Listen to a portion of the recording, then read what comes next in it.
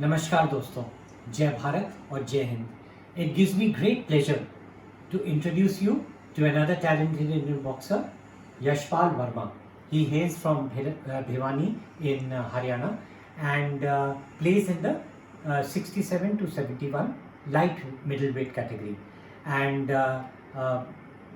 so much of joy I would like to tell all of you that he has got a gold medal in Haryana state in the recently held Haryana Senior State for Men, and he has got a bronze medal at the Nationals, which were at Inspire Institute of Sports in Bellary, Karnataka.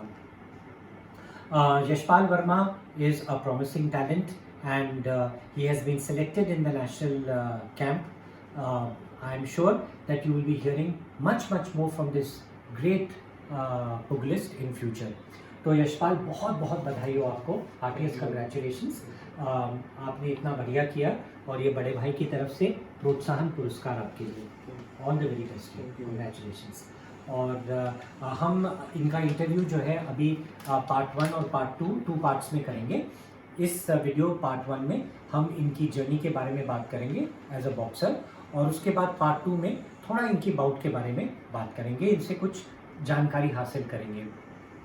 तो यशपाल, जरा बताइए कि आपकी शुरुआत जो boxing की है वो किस तरह से हुई? आपको कैसे आपके माइंड में आया कि मेरे को बॉक्सिंग करनी है? और थोड़ा मुझे अपने व्यूवर्स को इंसाइट दीजिए कि वाई बॉक्सिंग ही क्यों? भाई मैंने 2012 में स्टार्ट करी थी बॉक्सिंग। तो भाई ने थोड़ा इसका अप्रिशिएट किया कि तू गेम कर ले। मैं मतलब पढ़ाई में नहीं चलता था थोड़ा दिमाग, तो भाई ने कहा गेम कर ले। मेरा भी थोड़ा इंटरेस्ट था गेम में और बॉक्सिंग में, देखता रहता था मैं। तो फिर 2012 में स्टार्ट करी। 2013 में फिर मैंने सब जूनियर खेली। सब जूनियर में मेरा गोल्ड था, सब जूनियर स्टेट में हरियाणा में। और फिर उसके बाद कंटिन्यू रहा गेम। उसके बाद छोड़ी नहीं मैंने प्रैक्टिस कभी भी, मेहनत नहीं छोड़ी। फिर उसके बाद 2016 में सीनियर स्टेट खेला फर्स्ट, उसमें गोल्ड था मेरा। फिर मैं अभी रिसेंटली लॉकडाउन से पहले बिग बाउट लीग भी खेला था, और उसके बाद उसमें रनअप रही थी हमारी टीम। और खेलो इंडिया यूनिवर्सिटी गेम भी खेला, उसमें सेकंड पोजीशन थी, सिल्वर मेडल था मेरा। तो फिर ऐसे ही अभी बलारी में हो रही थी नेशनल, उसमें मेरा ब्रॉन्ज मेडल जीता मैंने। यशपाल ने तो कसीदे पढ़ दिए अपने अकम्पलिशमेंट्स के, और मैं कितना प्रसन्न हूँ। आई एम सो हैप्पी कि we have got such a promising boxer with us to share his views. मैं ये कहूँगा कि दो चीज़ें जो एक ना कहते हैं कि आपके लिए एक नेचुरल एडवांटेज, एक तो भिवानी से हैं जिनको मिनी क्यूबा ऑफ इंडिया कहा जाता है। कुछ इस मिट्टी में कुछ है कि जो एक इतने सारे जो बॉक्सर्स और प्रॉमिसिंग पुगलिस्ट हमारे समक्ष पेश करता है, जो कि भारत देश का जो है नाम ऊंचा करते हैं। और एक चीज़ जो मैं आपको बताना चाहूँगा कि जब इन्होंने अपने बॉक्सिंग की शुरुआत करी है तो एक गुरुजी, एक कोच का एक बहुत बड़ा स्थान होता है, और उसके बारे में भी हम थोड़ा पूछना चाहेंगे इनसे। यशपाल, भिवानी में आप सब जूनियर से खेल रहे हैं, तो आई एम श्योर कि कोच का एक बहुत बड़ा स्थान रहा होगा आपको इस जगह पहुंचाने के लिए, चाहे वो कोच हो, चाहे वो आपकी एकेडमी हो, बॉक्सिंग एकेडमी, चाहे वो आप अलग तरह के नेशनल और इंटरनेशनल टूर्नामेंट्स खेलते हैं, बाउट्स खेलते हैं, जहाँ पे आपको काफ़ी एक्सपीरियंस मिल जाता है। तो कोच के मेंटोरशिप का कितना रोल रहता है एक बॉक्सर के लिए? भाई सबसे ज़्यादा तो कोच के बिना तो बॉक्सिंग है ही नहीं, कोई गेम नहीं है बिना कोच के। तो फिर मेरी सबसे पहले मैं देवराज कोच साहब के पास करता था। मैं देवराज कोच साहब से स्टार्ट करी मैंने बॉक्सिंग। तो मैं थोड़ा सा व्यूवर इंटरप्ट करना चाहूँगा।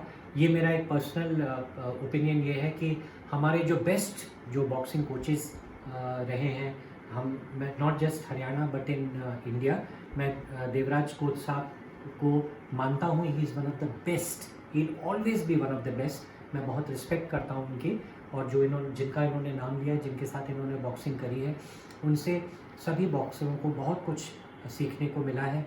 हमारे इतने सारे जो प्रोमिनेंट बॉक्सर्स इंडिया के रहे हैं, हरियाणा से स्पेशली भिवानी, उन सब से अगर आप देवराज कोच साहब जी से के बारे में पूछेंगे तो you will hear absolutely amazing things about the coach. So मैं एक विनम्र श्रद्धांजलि उनको देता हूँ क्योंकि उनका नाम उन्होंने लिया हुआ है। तो आगे यशपाल, कोच देवराज जी के बाद और भी आपका क्या एक्सपीरियंस रहा इंस्टीट्यूट में? के पास बेसिक उन्हीं के पास शुरू किया था मैंने, तो उनके बाद स्वर्गवास हो गया उनका फिर 2016-17 में। तो फिर उसके बाद और कोचेज आए लाइफ में, दलबीर को साहब आए, फिर दलबीर को साहब ने और अच्छा टेक्निकली और उनका एक्सपीरियंस बॉक्सिंग का इंटरनेशनल है, बहुत बार इंटरनेशनल है उनका एक्सपीरियंस। और अदनान सर हैं, अदनान कुरैशी हैं। तो ये सारे जो आपने गुरुओं के नाम लिए हैं, इससे एक फिनेस, एक बॉक्सिंग की जो टेक्निक्स है उसमें आ जाती है।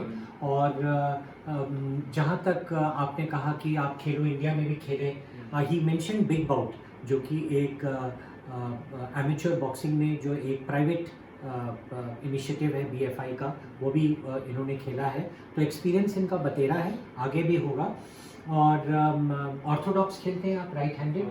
और एक बात बताइए जो मैं हर बॉक्सर से पूछता हूँ कि आप जब किसी साउथ पॉ लेफ्ट हैंडेड के साथ खेलते हैं तो आपको क्या चीज़ ध्यान में एक्स्ट्रा रखनी पड़ती है जो कि आपके तरह जो ऑर्थोडॉक्स राइट हैंडेड बॉक्सर हैं उनके साथ कुछ एडिशनल रखेंगे? हाँ, जो साउथ पॉ आ जाता है अगर मैं अपोनेंट मेरा, तो कोच बोलते थे देवराज को साहब के तू बाहर निकल के नहीं खेलता है बढ़िया, तू अंदर खेलता है ना इन साइड तब अच्छा खेलता है। मैं इन साइड में अच्छा खेलता था, जैसे स्लिप उसके राइट पे स्लिप करके, मेरा सबसे बेस्ट पंच है स्लिप राइट करके राइट लेफ्ट। तो कोचेज बोलते थे कि तू साउथ पॉ अच्छा खेलता है, साउथ पॉ में इन साइड जाके आउटसाइड में ज़्यादा अच्छा नहीं खेल पाता। और आने वाले दिनों में जब आप अभी ट्रायल्स में आपका सिलेक्शन हो गया है, आप कैंप में जाओगे अब, है ना, NIS पटियाला में जाएंगे आप, तो अभी आपका फोकस क्या रहेगा? आपका लक्ष्य क्या है? What is your aim? Focus तो अभी पहले तो नंबर 1 रैंक पे आना है कैंप में, सभी को बीट करके, और फिर टूर्नामेंट इंटरनेशनली जितने भी होंगे वो खेलने में, उनमें मेडल जीतना है। तो यशपाल, पार्ट 1 में हमने इसकी जर्नी के बारे में सुना, और अब इसके बाद हम कंटिन्यू करेंगे इस इंटरव्यू को पार्ट 2 में, और थोड़ा यशपाल की बाउट को देख के इनसे सीखेंगे कि क्या स्ट्रैटेजीज होनी चाहिए फॉर सक्सेसफुल बॉक्सिंग। जय भारत और जय हिंद।